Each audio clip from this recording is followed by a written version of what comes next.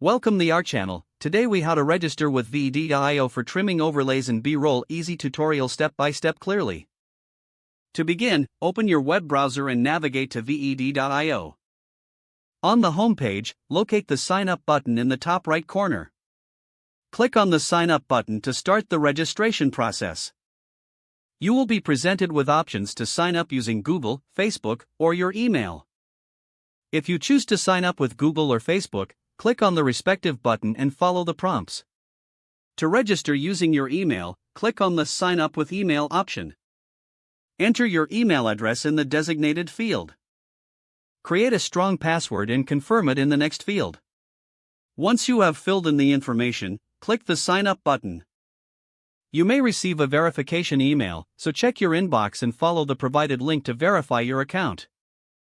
After verification, return to VED.io and log in using your new credentials.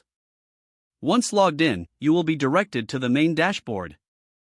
From the dashboard, click on the Upload Video button to start the editing process.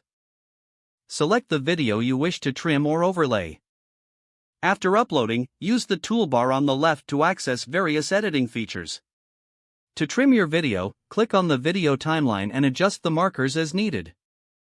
To add overlays, click on the Text or Images tab in the toolbar. Choose your preferred overlay and drag it onto your video. Customize the overlay by adjusting its size, position, and duration. When you are satisfied with the edits, click the Export button to save your project. Select the desired resolution and format before finalizing your export. Your edited video will then be processed and ready for download. If the page does not load, refresh the browser or try again in a private or incognito window. Make sure you are using the correct email address, then retype it carefully to avoid small typos. If your password is not accepted, use the reset option and create a new strong password you can remember. Check your spam folder for verification or security emails, then complete any requested confirmation steps. Enable two-factor authentication if available to improve account security and reduce unauthorized access risk.